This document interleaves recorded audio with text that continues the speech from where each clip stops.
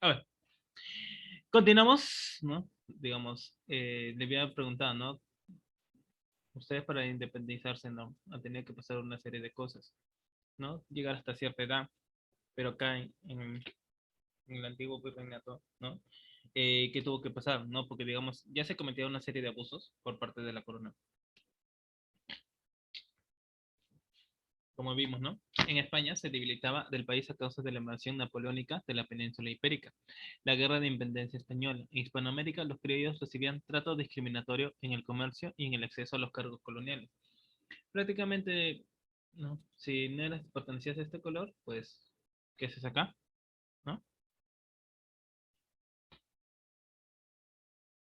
Máximo podías llegar a cacique o el barayoc, ¿se acuerdan? Así eran. No, no estoy mintiendo, ¿no? Si no cumplías, pues,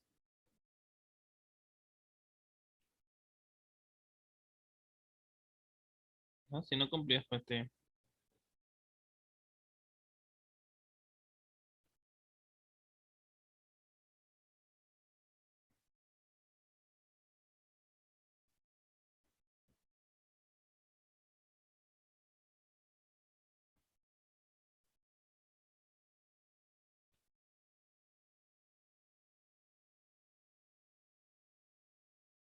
¿no? A ver,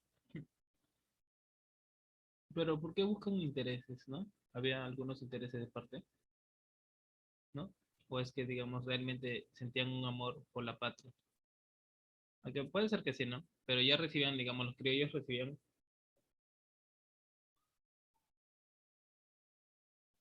los criollos recibían, pues, ¿no? Malos tratos. Una de las grandes verdades.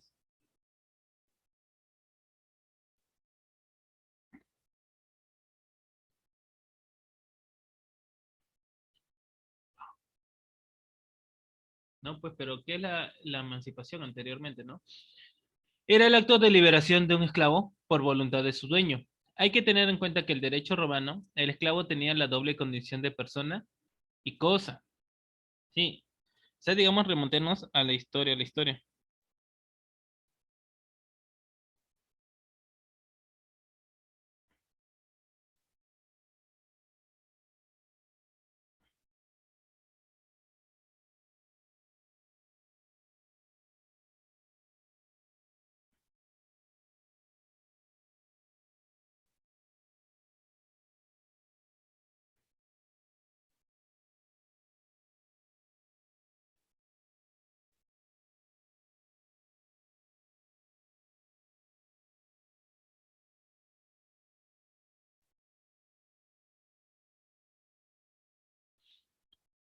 ¿No? Pero anteriormente, ¿no? ¿Cómo se liberaban los esclavos, pues, ¿no? En la antigua Roma. Porque esto, digamos, claro, es fundamental que decir que en la época contemporánea la emancipación se daba más pronto que en la época romana, pues el ejercicio de la autonomía se daba en una edad más temprana. Sin embargo, actualmente el ejercicio natural de este derecho ha cambiado, tal vez por causas económicas o por otras de ellas. En la edad de emanciparse, pues cada vez se produce a una edad mayor. En el derecho contemporáneo, el término se usa específicamente en el sentido de atribución a un menor de edad por parte de sus padres o tutores la totalidad o la mayor parte de los derechos y facultades civiles que normalmente conllevan la mayoría de edad. Asimismo, algunas legislaciones conceden la mayoría legal al menor de la edad que contrae matrimonio. Pero en términos países, pues, ¿cómo?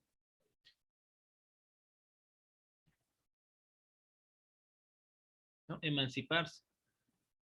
Por ejemplo, ¿no? Las pedagogías emancipadoras a las corrientes de pensamiento, miradas teóricas, proyectos y formas de enseñanza que fundaban sobre una mirada crítica al método implementado por el sistema educativo moderno, que apuesta a la reproducción e institucionalización de las relaciones sociales capitalistas, implementan iniciativas pedagógico-didácticas orientadas a incidir en lo educativo con miras de la transformación del orden social vigente, ¿no? Por formar parte de la soberanía cognitiva, la entidad como capacidad de empezar con cabeza propia. Desplegar todos los aspectos de la personalidad, saber pensar, saber decir, saber sentir, saber hacer y saber convivir. Claro, ¿de dónde crees que proviene? Tuvimos ese afán, ¿no? De copiarnos. Claro, en eso sí nos copiamos, pues, ¿no? porque estaba en esa época, ¿no?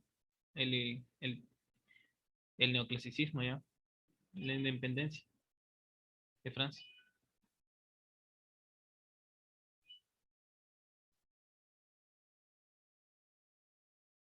¿no? ¿Cómo creen que estaba, pues, no? Preparado, estábamos preparados, pues, ¿no? Para, en fin, liberarnos.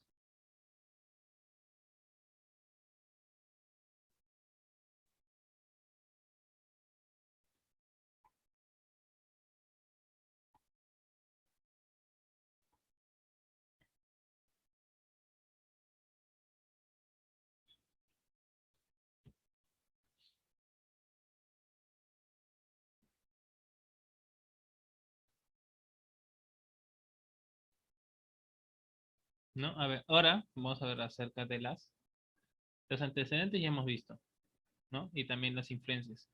España decaía poco a poco.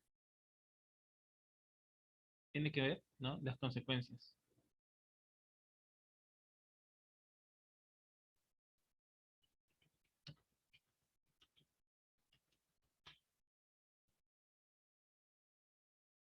¿No? ¿Cuáles serían, pues, no, las consecuencias que hubo para que al fin se emancipen?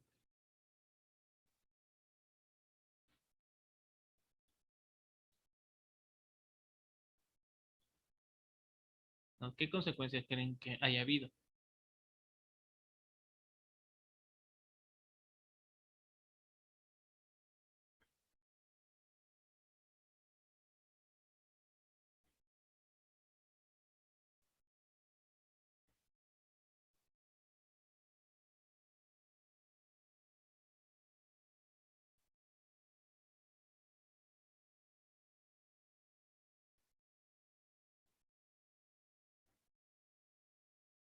¿No?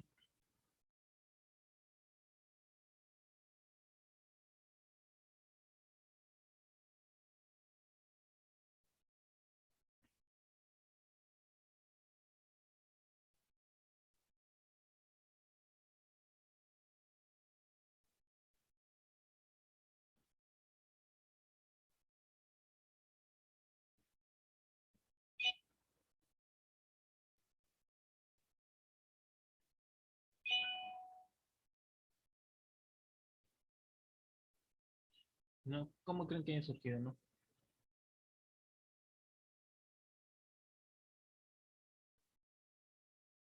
Por ejemplo, este año, ¿cuántos años cumplimos ya de la proclamación de independencia?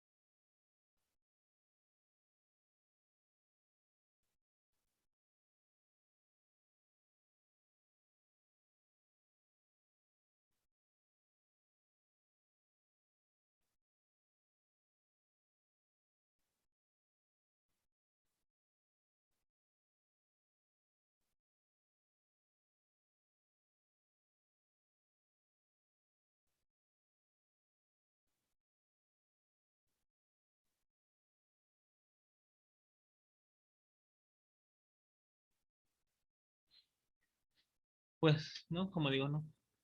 La independencia fue el proceso, ¿no? Social, político, militar que llevó al nacimiento de la República del Perú y su liberación del dominio español. Desde la conquista de América, sus momentos culminantes fueron las célebres batallas de Junín y batalla de Ayacucho en 1824. Este fue un periodo de conflictos políticos y bélicos que permitieron la liberación del pueblo peruano del dominio español. Si bien sus primeros antecedentes datan del principio del siglo XIX, ya a lo largo del siglo XVIII habían ocurrido varias rebeliones indígenas en contra de la dominación colonial que fueron neutralizadas por los realistas. Tanto las incursiones de San Martín y Bolívar, con la posterior victoria en la batalla de Ayacucho, conformaron un proceso complejo de liberación del último virreinato que quedaba en América bajo el dominio español.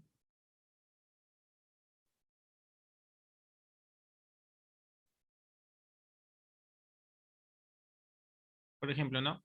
Podemos destacar diversos antecedentes que impulsaron la independencia del Perú. La influencia de de las ideas libertadoras, ya que se iniciaron con la independencia de Estados Unidos sobre la mayoría de las colonias americanas que luchaban por librarse de la monarquía española. Asimismo, la Revolución Francesa fue una importante inspiración para las colonias en su lucha contra el absolutismo. Ya en 1780, el líder indígena Túpac Amaru II había intentado una rebelión contra los gobiernos español en América. No, el gobierno español en Perú. Y aunque esta fue duramente abatida, supuso un antecedente fundamental para el proceso de independencia del Perú. El descontento por la discriminación, el abuso y las injusticias hacia los indígenas y criollos por parte del virrey español. La existencia de dos clases sociales, la aristocracia y la plebe, donde solo la primera obtenía privilegios. El imperio español de Carlos IV y Fernando VII se había debilitado notablemente por varios factores: la invasión y dominio de Napoleón Bonaparte en Europa, la fiebre amarilla, los problemas internos con las fuerzas militares y finalmente la pérdida de la mayor parte de su flota en la batalla de Trafalgar. Esto fortaleció a las colonias en su proceso de independencia, ¿no? La independencia del Perú trajo diversas consecuencias políticas, económicas y sociales. Entre las políticas, ¿no? Este suceso marcó el fin de una etapa de hostigamiento e injusticia para todos los patriotas de América, ya que consolidó la emancipación total del continente americano de las monarquías europeas, siendo Perú el último territorio que quedaba en poder del poder monárquico. Sí, siempre un poquito que nos atrasábamos, pues, ¿no?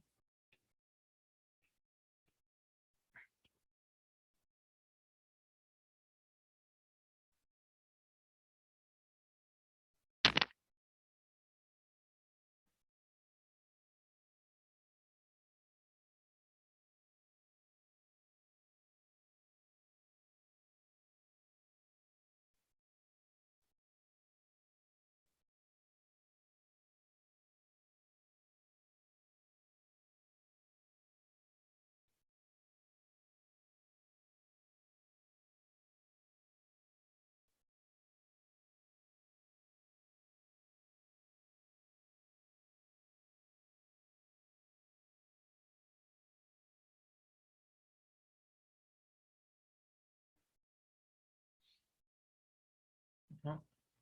De esta manera, dicho proceso comprende el nacimiento de la República en Perú.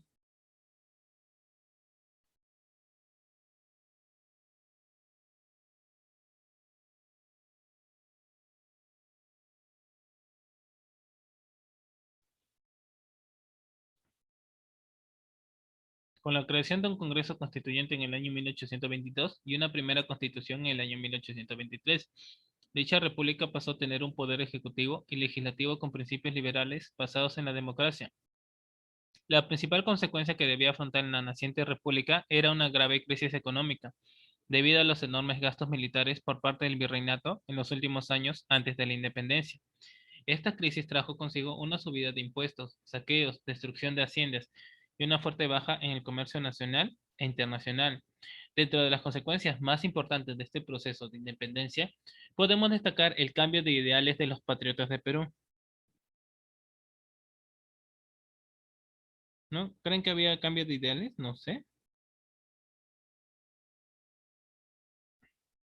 ¿Ustedes qué opinarían?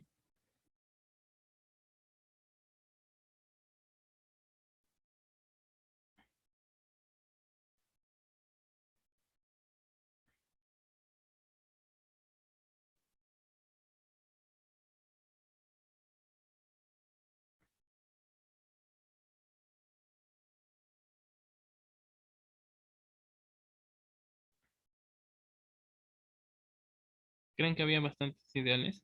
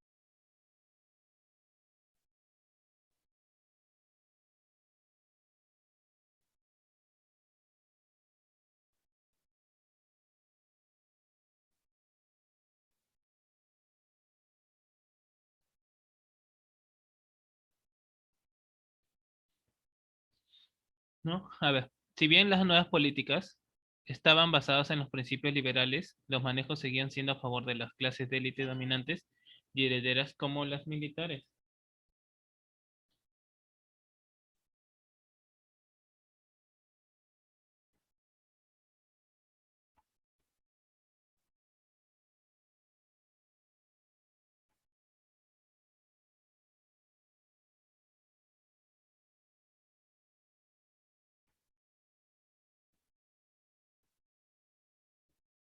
¿No? A ver, ¿qué es lo que ocurrió? Pues, ¿no? Bueno, acá van a ser los líderes, ¿no? Van a surgir poco a poco los líderes, ¿no? El papel, ¿qué hizo el papel del Reino Unido, ¿no?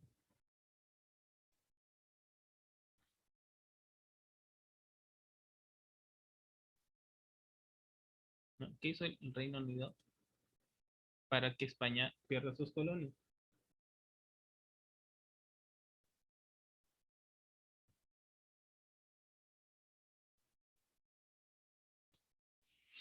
La intervención del Reino Unido.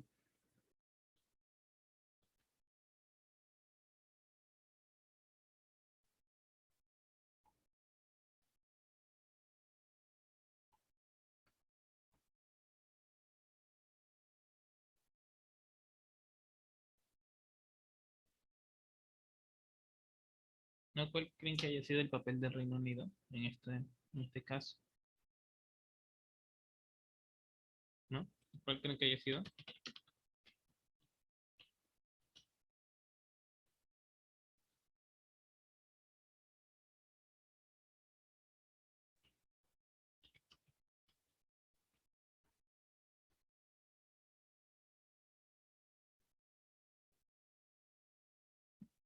¿Cuál creen que haya sido su intervención? Bueno, la intervención británica en la independencia hispanoamericana.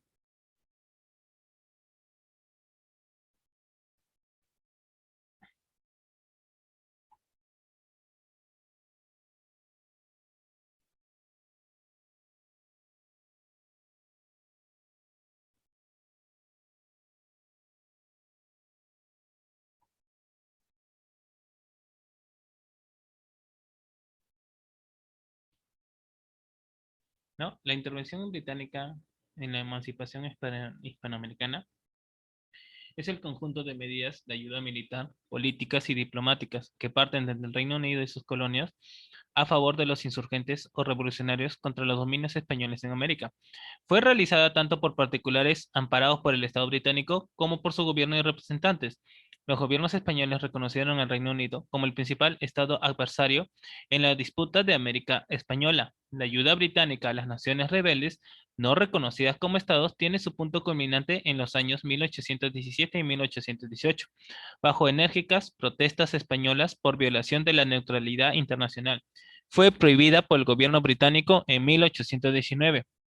El proceso de independencia hispanoamericano se desarrolló en un contexto de rivalidad internacional de las potencias coloniales que involucraban a España, Estados Unidos, Francia y el Reino Unido. El resultado de las guerras napoleónicas europeas determinaron grandes cambios entre las alianzas de dichas potencias. El Reino Unido, entre 1806 y 1807, invadió directamente los dominios de España en el Río de la Plata, cuando varios contingentes con una primera invasión de unos 1.700 soldados, seguida de una segunda de hasta 14.000 hombres, 20 navíos de guerra y 90 transportes, consiguieron ocupar la ciudad de Buenos Aires y luego Montevideo, finalmente desalojados por las milicias, los regulares y oficiales virreinales.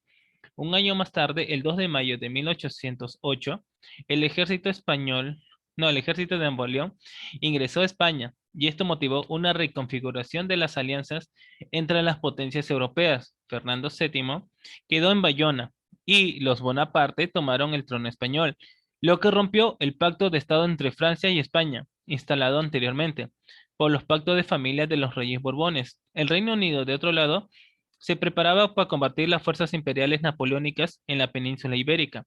En América, mientras tanto, se reconocía al Reino Unido como potencial enemigo de España y se planteaba la posibilidad de reforzar militarmente Buenos Aires, ante la deformación del nuevo ejército expedicionario británico de 7.000 hombres organizado en Irlanda, al mando del duque de Wellington, pero cuyo destino era Europa. Por otro lado, los astilleros españoles eran destruidos por la guerra napoleónica, y la potente flota española acabaría siendo consumida en las campañas frente a los ejércitos imperiales. Los escasos restos envejecidos junto a una compra polémica de buques rusos serían el único nexo naval con las colonias ultramarinas en aquel periodo. El statu quo colonial, ¿no?, parecía garantizarse en 1809, cuando se firma un pacto entre el gobierno español y el Reino Unido, que establecía el auxilio frente a la invasión francesa.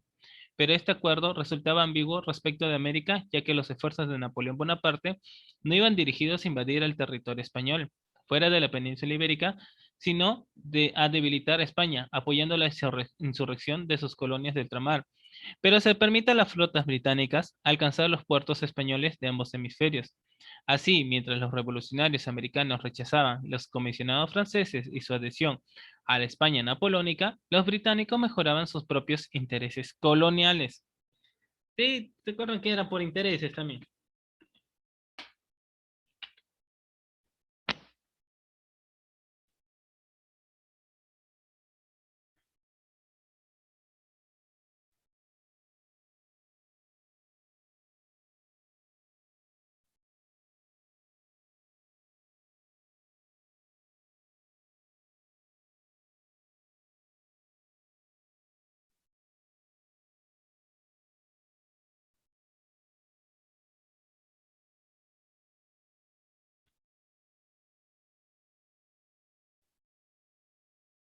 Todos eran intereses, ¿no?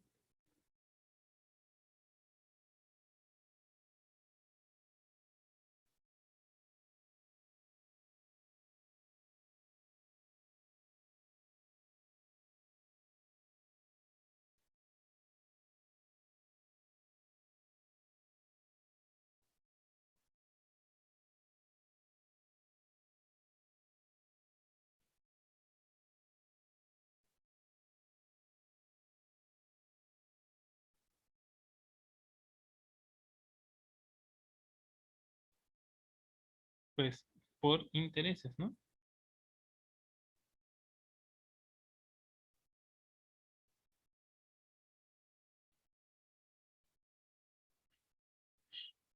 La regencia de España iba tomando conocimiento que el gobierno inglés atendía a los comisionados enviados por las juntas de los rebeldes y estaban lejos de oponerse a sus planes, pero el esfuerzo por la guerra frente a Napoleón debía mantenerse a toda costa.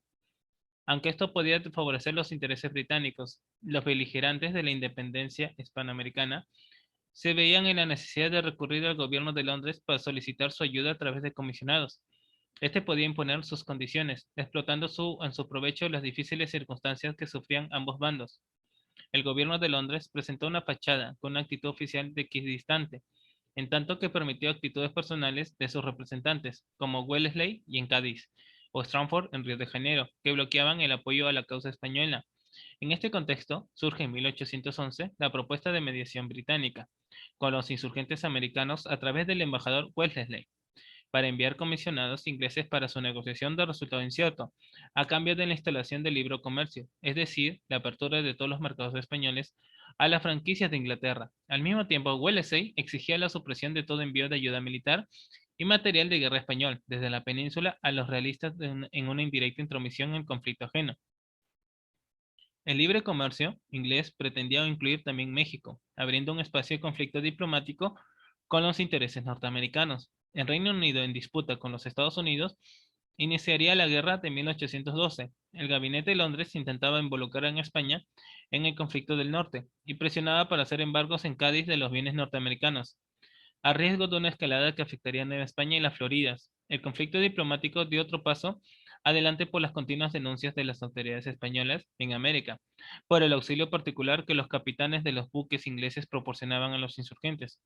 José María Salazar, comandante del apostadero naval de Montevideo, responsabilizó a la División Naval Británica del Río de Janeiro, presente en el Río de la Plata, del fracaso del bloqueo naval en Buenos Aires. En el año 1814, una vez conseguida la caída de Montevideo y asegurada la separación del Río de la Plata, el Reino Unido acordó con España, tras la restauración del gobierno absoluto del Fernando VII, la prohibición de entregar armas a los rebeldes, según Humboldt, un gesto ante el temor que España pidiera ayuda a Francia, pero este teórico compromiso del Estado británico no llegó a cumplirse en los hechos, ya que las leyes inglesas permitían sortearlo mediante la acción particular de súbditos británicos, que apoyaban con armas, barcos y hombres a los revolucionarios, con la omisión de cualquier provisión del Estado británico.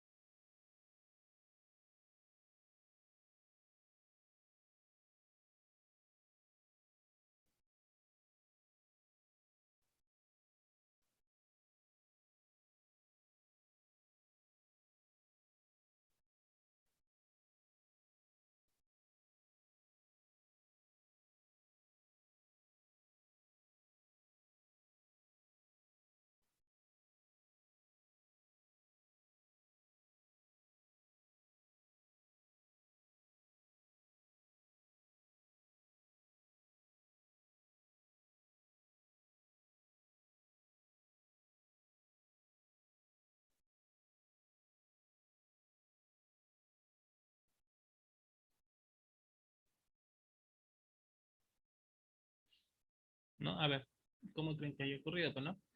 La declaración de la neutralidad del Reino Unido obedecía a la política del gabinete británico de Lord Casterton de mantener España separada del poder francés,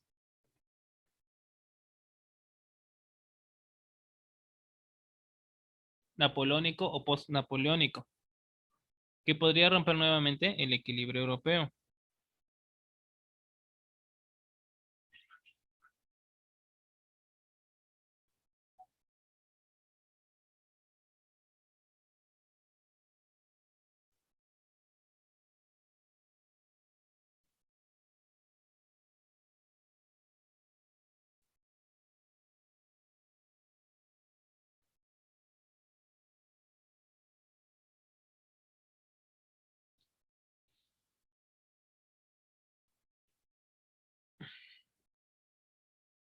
En consecuencia, el Reino Unido rechazó la solicitud de los comisionados revolucionarios para reconocer su independencia, al tiempo que permitía ofertar el apoyo humano y material que permitía sus leyes para ayudarlos como insurgentes frente a España. El Reino Unido declinó cualquier acuerdo con el gobierno español que me permitiese asegurar el dominio español de los territorios coloniales y el monopolio de los importantes mercados emergentes de América. En 1817 comienza una escalada de reclutamiento de Gran Bretaña de personal militar para el servicio de armas en las fuerzas insurgentes de América del Sur.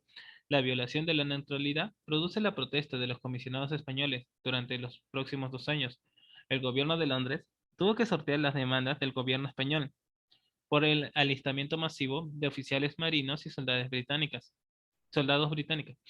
Londres contaba con la simpatía pública británica por la recluta de la causa patriota, que permitía dar una salida remunerada a las tropas desocupadas en el suelo británico tras la caída de Napoleón. Sin embargo, las obligaciones internacionales de una política declarada de neutralidad era inconsistente con el envío masivo de súbditos británicos a convertirse en el Reino Unido y sus colonias contra España en ultramar. Hasta 1817, unos pocos británicos fuera del Reino Unido habían participado en fases iniciales de la lucha en distintos lugares de América, en su mayoría acciones aisladas pero relevantes, como las navales del Río de la Plata. Sin embargo, el reclutamiento sistemático en Gran Bretaña comenzó de abril de 1817 a favor de Simón Bolívar. Las circunstancias eran muy favorables.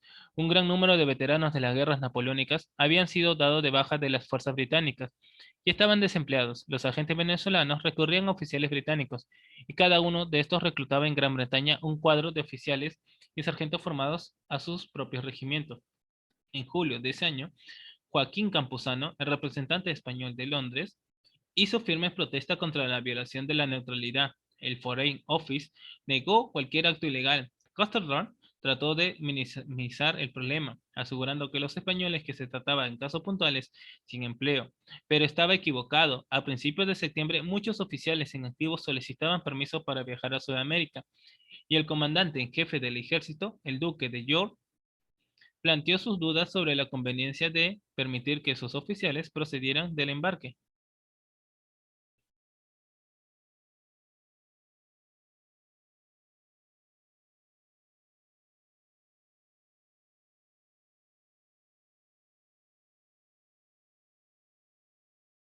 había tenido una baja, creo. Sí, había tenido una baja. Sí, sí, sí. Sí, por unos momentos se había ido el internet. Suele ocurrir, digamos, suele ocurrir en estas horas de la mañana. A veces se puede ir el internet. No, no es porque sí, momento Movistar. Lo que llega a ocurrir, ¿no? Que a veces muchos jalan, ¿no? También hay un pequeño tráfico de redes,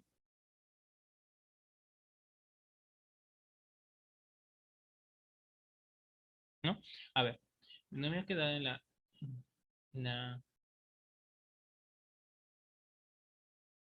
en julio de ese año,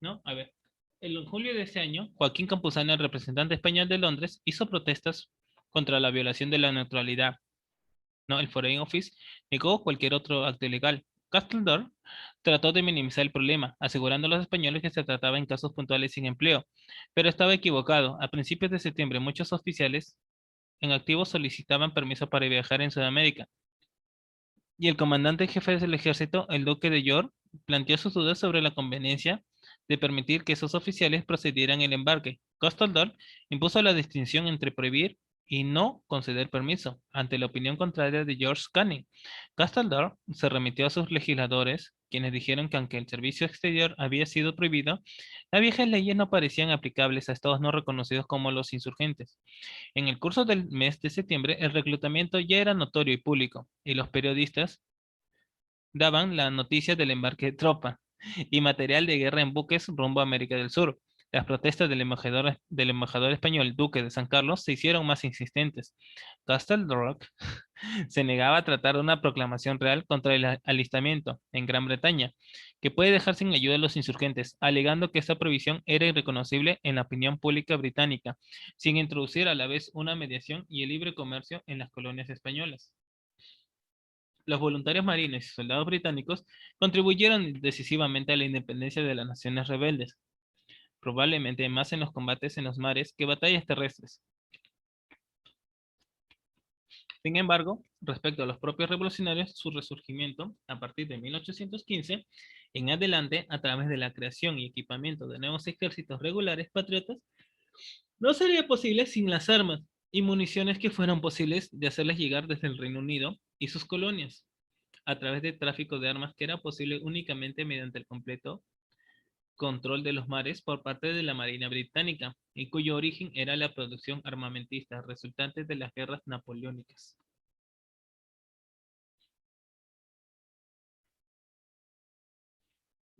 Desde el año 1817 se produce el fenómeno del reclutamiento en el Reino Unido veteranos de las guerras europeas y coloniales británicas que se embarcan para diversos lugares de América del Sur, especialmente Venezuela. Las legiones británicas estuvieron compuestas por la Primera Legión Británica, por la Segunda Legión Británica y la Legión Irlandesa. Formaron los batallones de infantería Albión, Carabobo y Rifles, regimientos de caballería como los húsares, aunque sus miembros también combatieron a los encuadrados en otras unidades americanas. Las unidades de voluntarios extranjeros usaron sus propias enseñas, como la Unión Jack para los ingleses. En el caso de la Legión Irlandesa, una bandera verde con el Clash, símbolo de Irlanda. Thomas Livingston Farrear, al frente de los cazadores británicos, contribuyó de forma decisiva al triunfo patriota de la batalla de Carabobo.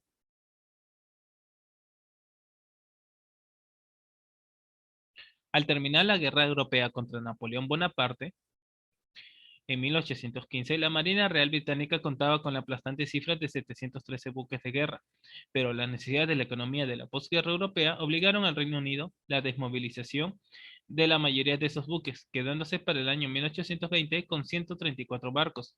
El resto se vendieron a particulares e intermediarios, unos 250 buques de guerra en disposición de los gobiernos insurgentes, portando los más modernos armamentos de la época.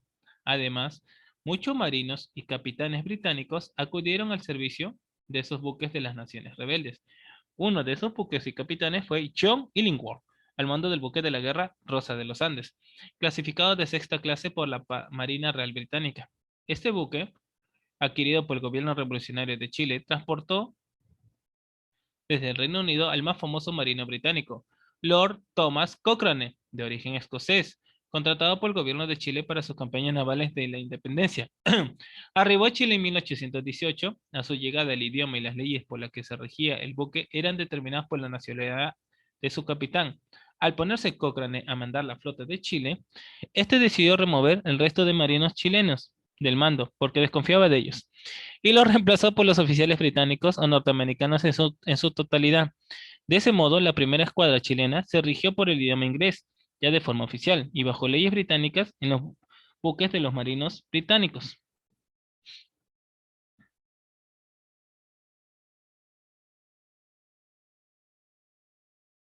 ¿no? Frente a la presión diplomática española, Castleton apoyó toda la su acción basada en la ley británica anterior, afirmando que solo podía abrir procedimientos contra condenados en sus tribunales británicos por servicios prohibidos en el extranjero, a favor de un príncipe o un estado potentado, y sus fiscales no creían que los insurgentes se ajustaban a alguna categoría, ya que no eran estados reconocidos. El Lord Canciller, Lord Eoldon, fue consultado por este particular. Consideró que los gobiernos rebeldes solo podrían ser considerados como sujeto soberano ante los tribunales británicos, cuando su soberanía haya sido reconocida por el gobierno británico. Para Castelar, esto colocaba a su gobierno en un dilema contra la opinión pública, ya que hacía su neutralidad imposible, ya sea por reconocer una independencia prematuramente o acusar de piratas a los británicos que ayudan a los insurgentes, por lo que concluyó que se requería una nueva ley, pero diferida ya que no era conveniente discutirlo públicamente en el Parlamento del Reino Unido en 1818 mientras la guerra no se haya decantado a favor y existan posibilidades de mediación. Los años decisivos de la guerra, 1817 y 1818, concluía favorablemente a los gobiernos patriotas. Por fin, se presenta la ley en el Parlamento, el 13 de mayo de 1919, para prohibir el alistamiento o el compromiso de particulares a servir en el exterior o equipamiento para propósitos bélicos, sin licencia de su majestad. Su primera cláusula derogó las leyes anteriores y el segundo prohibió el reclutamiento o el alistamiento de súbditos británicos sin el permiso de la corona para el servicio militar en las fuerzas de cualquier índole. Su tercera, que no tendría alcance retrospectivo, el cuarto, quinto y sexto hicieron provisión para el juicio, detención de buques que llevan reclutas y la séptima y octava cláusula extendieron la provisión para la instalación o el armamento de los buques de guerra para el servicio exterior. San Carlos comunicaba a Madrid que se mantenían la formalidad y apariencia únicamente para ganar tiempo. Castleton finalmente consigue imponer las condiciones del Reino Unido en el Congreso de Aquisgrán, Aix-la-Chapelle y Congreso de Verona, frente al resto de potencias europeas, bloqueando la ayuda de España para la reconquista. El papel diplomático del gobierno británico y la omisión y la obstrucción para evitar el reclutamiento hasta la promulgación de Foreign Enlistment Act of 1819 fue determinante para la intervención británica durante 2 años vitales del conflicto, 1817 y 1819, que fue uno de los factores del resultado final de la lucha por la independencia en Hispanoamérica. Especialmente importantes son el papel de la Legión Británica en las campañas de Bolívar y el papel de la escuadra de Lord Cochrane en las campañas navales de Chile. Bueno, y con eso hemos visto acerca de, ¿no? De cómo nos ayudó. Nos vemos para la siguiente clase que nos toca el día miércoles a las 10:40. Va a haber una pequeña actividad ese día, así que alístense. Cuídense, nos vemos.